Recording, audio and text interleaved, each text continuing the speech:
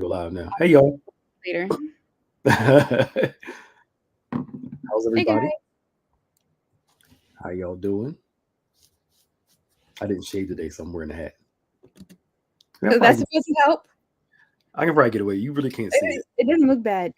Yeah, but if I put my head down and start talking, you'll see like the circle in my head. Oh boy, Sporting that hat after yesterday. I'm lazy. Um, hey y'all, how's everybody doing? Welcome to the first Maximize Monday of the year. Wow, Yeah. that's right. We were off last Monday because it was New Year's Day, Hmm. and we are in our second week, beginning our second week of January, and we're so glad that you all have joined us today. Can you hold on real quick? Can you just talk to them? I'll be right back. Y'all, hold on. Okay. This, I mean, So it'll take me less than 2 minutes. I'll be right back. all right, we're going to time you on that. But as Pastor Nick was saying, yes, we are in our second week of January. So, guys, do me a favor and let me know what you've been enjoying on Keep It Positive on the year so far. I was telling someone the other day that it already feels like it's been 2 months, but it's only 2 weeks. But I'm excited for what we have in store for this new year. Of course, if you are tuning in for the first time, please drop a VIP in the comments so that we can welcome you and show you some love.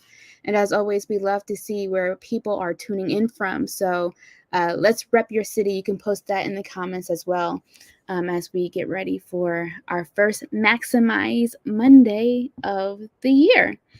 Um, we are in the sermon series Break My Heart for What Breaks Yours. And that's all about uh, being compassionate. What can we do to allow God to break our hearts for what breaks His? So I know for me, I've been trying to be, let's switch this, that's going to drive me crazy. There we Wow. go. Why do you have to be on that side? It just, it's just different. It's Okay. just All right. different.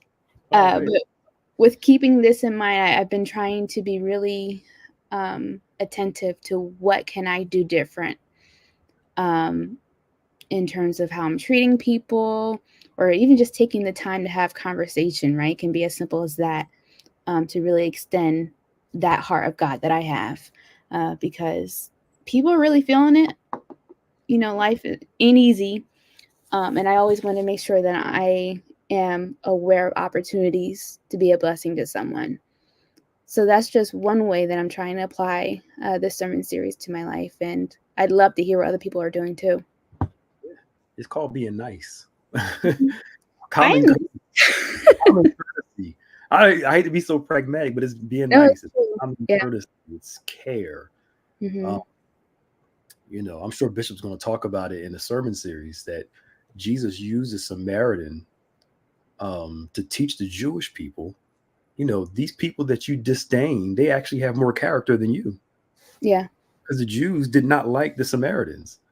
And Jesus purposely used the Samaritan to show them you think you're righteous because of your culture, your heritage. But the real righteous one is the person that you can't stand. I think Bishop talked about prejudice and racism yesterday. He did, and yesterday. This person that you think is unrighteous, you can't stand, actually is showing more righteousness than y'all, Yep. which, which tells us something. Now, this is out of the text. This is just talking in general. Hmm. Uh, Sometimes unbelievers can be nicer than believers, more cordial, more caring. It's I mean, and sometimes God uses those people to teach us. Hmm. Have we ever been the priest of the Levite and we saw a Samaritan, an unbeliever, do better than us? I think a part of that, Maya, is that in American culture, especially it's like in some Christian circles, we made everything about the individual. Hmm. My healing, my breakthrough, my deliverance, my promotion, not we, not us, not our. Yeah. Like we use God to get what we want rather than the basis of God being love. We have love, and that love is expressed in everything that we do. And that includes how we treat people. Mm-hmm. Because we think we can disconnect our treatment for people from our treatment from God. And you cannot do that. Hmm. We think I can love God, worship him, praise him, and then treat somebody else with an attitude and think that God's pleased with that. And he's absolutely not. Yeah. Because how we treat people is how we treat him. Yep. And if we start thinking like that, we'll be careful how we treat people. Mm-hmm. It makes sense. I mean, the whole idea is that Christ lives in us. So, like, if we are going to be, treating people in a old kind of way, that's how you're treating Christ, like you said. And I think we really need to be mindful of how we're doing that a little bit more. Yeah, because he identifies with the Gospels show us that Jesus identifies with the least of these, those who are struggling, the sick, the poor, the marginalized. In Matthew 25, he says, "You've done it unto them, you've done it unto me. If you didn't do it for them, you didn't do it for me." Mm-hmm. And we think we can overlook them and think God does not see that. But when you start seeing Christ in people, that the image of God is in everybody, even if you don't like the person, you still treat them with some form of respect. Right. Because we're all made in the image and likeness of God, whether you like the person or not. Mm-hmm. So I like this message, and he took his time yesterday, and it wasn't a shouting message, and it didn't need to be. Yeah. But if there's one thing I know about saints, I can't speak for both sides, but one thing I know about some, not all, Black Christians is we love being able to tell people off and tell it like it is. And I'm not saying we're the only culture that has that issue. I'm just speaking for what I know for 100% certainty, that sometimes we as people, we gloat in our inability to interact with people. Mm-hmm. That's a nice way of saying what I really wanted to say. Mm-hmm. And God is paying attention. So for this year, we should be very outward focused. Because when you're outward focused, God starts taking care of you. When you're generous towards others, God starts bringing that generosity back to you. But it starts with me first, going out of my way, inconveniencing myself at times, and taking care of other people. Like if you know a family that struggle with groceries, it makes no sense to not. It just something should click and you say, let me help them with some groceries. Mm-hmm. Family, somebody, single parent struggling or buying coats for the kids in the wintertime. We can go somewhere, spend $25 and pick up a coat for the child. It starts with people we know, and it starts kind of working our way out. Yeah. But I think we, from the message yesterday, and I know this ain't the recap, but it can be somewhat of a recap. Sorry, Maya and Kevin. It really speaks to how a moment of inconvenience to help somebody else first do for what it can do for the person. That's number one. Well, glorifying God, number one, and then what it can do for the person, but also being able to help that individual. And I remember somebody told me years ago, and I'll let you talk, do your thing. Somebody told me years ago, and I'll never forget it. Sometimes your reward is God using you to help change somebody's life. Mm-hmm. That's the reward. The reward is seeing that what you did impacted that life. We think the reward is just tangible and, money. And those things do come. I'm not saying those things don't happen. Mm-hmm. But if I'm serving somebody and I'm watching the fruit of that service and that life change, that's the real fruit. Yeah. That's the real thing. Mm-hmm. I agree. I think I believe that when you do good things come back around. Mm-hmm. Great. But like you said, there is nothing like that feeling of being able to see how you're making an impact or how you're changing someone's life.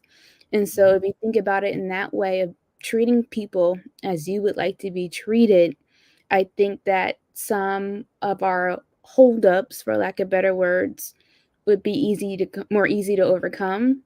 I've heard it before. Well, I have to struggle, so do they. Yeah. That's not what you would want someone to say to you about what you're going through. So being able to show that compassion from a place of feeling, understanding, without judgment, what this person might be going through, when you're able to do that, that really is a fulfilling feeling, I think. Yeah. And the fact that you struggled should be the cue that I don't want nobody else to struggle like I did. To me, that's my thought. Yeah. Struggle does create and teach help with character, but at the same time, there are other ways that character is built too. Mm-hmm. And if I had like, say for instance, I had a real like I know I've said it to you a couple of times, like when Maya starts working on staff, I was kind of throw like little tidbits out there to her. I don't know if she's doing it, but I was kind of throwing like here's some roads here's some lines that you got to be careful of, some roadblocks, some pitfalls. Mm-hmm. And just because I had some struggles, it doesn't mean, hey, let me just leave her by herself. Right. Drowning in the deep end. Right. There was some wisdom tidbits along the way, but then there were times where I knew I didn't need to help her, because if she learned to settle down some, I'm not trying to put you on front. Not that you were panicked, not settling down, not like you were panicky, but if you would come to an awareness, like you said, I'm sinking, but I can actually swim. Mm-hmm. So good leaders will watch a person that can swim, sit there and kind of wade and then slow down and figure out, I can do this. Yeah. Yeah, because you have some things people have to experience, but know that I'm still here to support you. Exactly. I'm watching you. I'm here. If you get too deep, I'll pick you up and start you over again. But I couldn't say that the rough parts of, I was the youngest person on staff for a long time. Mm-hmm. Now you're the youngest. And so it's like, I knew what being the youngest felt like. Mm-hmm. So why am I going to say, oh, well, I had to deal with it. Let her go through it herself. That's foolish. No, let me help you navigate the mistake I've made. Mm-hmm. So you won't make the same mistakes. There's an easier way to learn this, but there's a line between, knowing when to keep your hands off and knowing when to put your hands on. Mm-hmm. And maturity comes that line. But either way, I think sometimes our bitterness plays into our inability to help people. Because like you said, you're right. Nobody helped me, so I'm not going to help nobody else. I figured it out. I made a way. Well, first off, that's not true. Everybody has some help somewhere. That's number one. Number two, again, if you went through hell, why would you want somebody to go through the same type of hell? Like, it just help them out. I don't know. Never mind. It just. I think sometimes that makes people feel good. Yeah. Because it's kind of like, I don't know, it's vengeful. Like, that's your way of getting back to the system, for lack of better words. Yeah. I'm gonna show you. It's like, relax. There's a difference between working from a place of love and care and a place of bitterness, compared to a place of bitterness, resentment, and those things. Some people are highly successful, but are highly bitter, angry, frustrated, vengeful, prideful, arrogant. There's a wealthy person that just did something small and stupid to somebody, and it's like, dude, you are a billionaire. Why the heck are you doing this small thing to somebody? Yeah. But power is intoxicating, and if you don't know how to manage it well, you abuse it. People, and that's another thing too. We want God to do things in our lives, but will we use those things to help people, or just do it all for ourselves and end up hurting them? Can God trust us with power? Because power involves relationships with people, and can God trust us with those relationships? Yeah. And maybe he can't give us certain things because he can't, based off how we're acting now. If we acted, I was talking to somebody the other week. If they're acting crazy without a title, imagine giving the person a title. It's going to make it worse. If you're acting nuts when you're broke, what's going to happen when you get money? If yeah, those things don't change you. They just reveal more of who you already are. Absolutely. There's a quote by a famous philosopher. Is that it? You guys know what I'm trying to say. Philosopher? Anyway, there's a quote that says, with great power comes great responsibility. Right? And like you said, Pastor Nick, that responsibility is how can we handle having to negotiate people? Sometimes, most times, we need to think before we act. Mhm. and humble ourselves and being able to, not be quick to things, I think is a part of that responsibility too.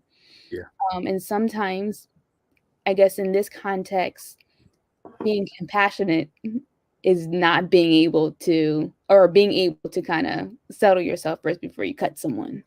Mhm. Yeah. I feel is more innate to people. Yeah. But I've learned the most judgmental people are usually the ones that are most guilty. Mhm. The most judgmental ones are usually the ones that are the most guilty. Mhm. Um, if most people aren't paying attention to the news. The Harvard president that just resigned, the black lady, Yes. Mhm. over plagiarism. When you look into it, it's just she forgot you knew she was quoting somebody, but she didn't put the quotations there, Yeah. and she referred to what was that? You updated your laptop recently? Yeah. It's Oh, because you're doing that with your oh. hands. So so one of the people that was leading the charge to get her removed, they end up finding out his wife did the same thing, and now he's calling for compassion when people make mistakes. Yeah. And I'm like, y'all, I think it's dangerous. And this is one of the things that gets me about online stuff and conspiracy theories. People believe in the worst of everything. Why do we want to believe the worst about everybody? Mhm. It's like, what does that say about us? If we lead our lives by gossip, salacious accusations, believe it with no proof, no evidence, and just, it shows a misery inside of us Mhm. that makes us lean towards um, using no logic at all. And the ones who are the most guilty of stuff are the ones that do the most accusations. Yeah. Because to me, if you're always talking about it, you're guilty of it. Mhm. Yeah, the ones that are always talking about it, yeah, you're guilty. That's Mhm. you. You're Mhm. projecting. Mhm. And I'll say this, and we'll move on a little bit. This wasn't supposed to be the topic, but it just ended up Yeah. becoming. Is I learned something last year, like I'm acting like it was so long ago, in December, that the scripture "Judge not, lest ye be judged." We often read that more about the other person and not judging the person, which is true, but also our interactions with people. The real lesson is, what does that teach us about us? Mhm. That's the real lesson. What does my interaction with so and so tell me about me? How did I react to this? Was it right? Was it wrong? Are there areas for me to grow emotionally, mentally, psychologically? Because we're always looking at interaction with a person to learn about that person. Mhm. That's great to learn about the person, but really those interactions teach us about us. Yeah. But if we don't self-reflect, we will never grow, because we're only looking at our interactions to teach us about people, rather Mhm. than, what did I learn about me in that? I still got a little temper, still got a little unforgiveness. I'm still a little envious. I'm still a little whatever. I'm still a little, um, you know, oblivious to certain things. Uh, and that's how you start to grow, because human interactions teach us more about us than it does about the other person. Right. And I don't know how we got here, but I think if we start remembering that, then we can start growing better, which makes our interactions with people better. Mhm. I can't treat Maya the way I treat somebody else, because Maya is different than the other person, in the sense of I show her love and care in the way that she needs it versus somebody else needs it. Mhm. If I treat that's the way. You can't talk to everybody the same. Some people, they you need a little more direct. Some people need more flowery. It all depends on who you're talking to. But if we lead with love and lead with care, we'll never go wrong, and lead with grace. And that doesn't mean you don't have to say what you got to say, but I say it with love, say it with grace, say it with care. Right. There you go. All right. Yeah. So with all that, our week 2 growth guides are available on our website, as well as the link was posted on social media. So you can go take a look at that and do some reflection on your own throughout this week, or connect with someone else and go through it together. And also links back to yesterday's message. So hope you guys enjoy it, because it's really good. Make sure you have Cynthia put it on the announcements for Wednesday, so Bishop can announce it. Okay. Yeah, they're good. You go check them out. They're like to-dos, just something you can go through Mm-hmm. over the sermon, review notes, and review certain quotes and certain to do. So watch this. We not just are hearers of the word, we're doers of the word also. Absolutely. So they're up right now on all of our platforms. So go and check them out, y'all. It's really good. This is a good idea, Mai. I'm proud of you. Thank you. You're almost getting saved. It's Almost. Not there yet. not there. Almost. Almost. You just start reading your Bible during the pandemic. I don't know what else. Well, at least that was 4 years ago. That's something. Yeah, but what's gonna make you pray now? I don't know. Maybe your hip surgery might help you pray more. But anyway. Now what? Now what we talk about? I don't know. It's 12:20, 12:21. But I mean, I just in an age where nuance and logic seem to be lost, it's like we need to come back to our senses, y'all, Mm-hmm. and think logically, think intelligently, and stop believing everything you hear just because it's negative. It just, like, come on, y'all. Lies are more entertaining than truth. That's why they're easier to believe. Mm-hmm. So I'd rather believe an accusation, rather believe so-and-so, rather believe this. That's got to be true because so-and-so said it. And this person lied. You weren't even there. So how do you know what's true or not? You weren't privy to the conversation. You weren't around there. I just believe it. Ooh. And that's exactly the problem, because everyone has their own truth to what happened. And like you said, those things carry, and they're not grounded in what actually went on or didn't go on. Yeah. And all memory is reconstructed. Mm-hmm. If you think about it, a portion of our memory is 100% accurate. The other portion is how we saw it. Mm-hmm. Those are the difference. Part of it's accurate. A big part of it is how we saw it. Yep. And we're seeing things through our own filters. How we saw it is not necessarily based off the accuracy of what happened. Mm-hmm. So at times we can learn to question even our own memory to make sure, is that what really happened, or is that just how I saw it? Because it could be possible that's just how I saw it. Mm-hmm. I didn't actually see that. Okay, I'm done. Yeah, that was good. That's good. So tonight we have Embrace class at 7 in person and online. Mm-hmm. We also have Tuesday, Diamonds Women's Ministry, Tuesday night. Bishop's going to be teaching, so special guest. We talked about him in there doing some classes. He's going to be mixed in during the course of the year. He is doing tomorrow night at 7 or 7:30. At 7. But also there is childcare available. And then Chef will be selling some food there as well prior to the start time of that session. So definitely make sure to go on to our website. You can look at the full menu and, eat some good food before you get into some good work. Yep. So that's tomorrow at 7. Bible study at 12 noon as well as 7 p.m. Noonday, we're talking about fasting and temptation. Been going pretty good. Mm-hmm. And then Wednesday night, Bishop is up again talking about business, finances, success. And Thursday, we don't have none, right? Thursday, Sound Mind panel at 7 p.m. Sound Mind panel is Thursday. Yeah. The second week of the month. Yes. Mm-hmm. So Sound Mind panel this Thursday. And you talk about mental health, those other things. Friday, we have nothing, I believe. And then, of course, Saturday on point at 9:00. Bishop and myself. And of course, we have Sunday service. If you missed yesterday's service, communion or morning service, go back on the website, check them out. Also, download the sermon guides, follow through them, mark them up, write on them, learn something, and watch your life radically change and turn around. Bishop's birthday is this month on the 25th. Yeah. So we have to start announcing that this Sunday. Okay. He'll be 72.